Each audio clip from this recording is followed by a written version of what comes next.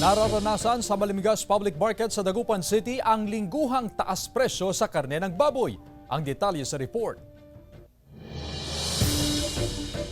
20 kilo ng baboy na lang ang naibebenta kada araw sa talipapa na ito sa Barangay Bunuan, Giset, Dagupan City. Matumal daw ang bentahan dahil sa taas ng presyo na nasa 330 pesos kada kilo.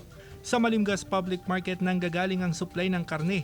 Nalingguhan na raw ang pagtaas dahil sa mataas din na presyo ng live weight na baboy. Tumal kasi parang mahal siya, tapos siyempre yung mga tao baka konti ang budget, wala silang budget sa pambili. Tiniyak naman ng Market Division ang regular na inspeksyon sa mga panindang baboy.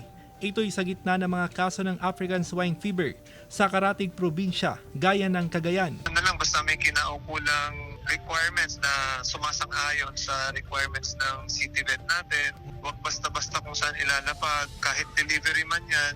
Habang ayon sa Provincial Veterinary Office, ipinatutupad ang mahigpit na border control checkpoint sa mga livestock na ipinapasok sa lalawigan. We have no active and confirmed case of ASF as of this date because we have strictly implementing the executive order. Sa pagdating sa supply, ma'am, so far so good naman. Siniguro rin ng Provincial Veterinary Office na mataas ang produksyon ng baboy sa mga piggery farm sa lalawigan, lalo't ASF-free ang Pangasinan.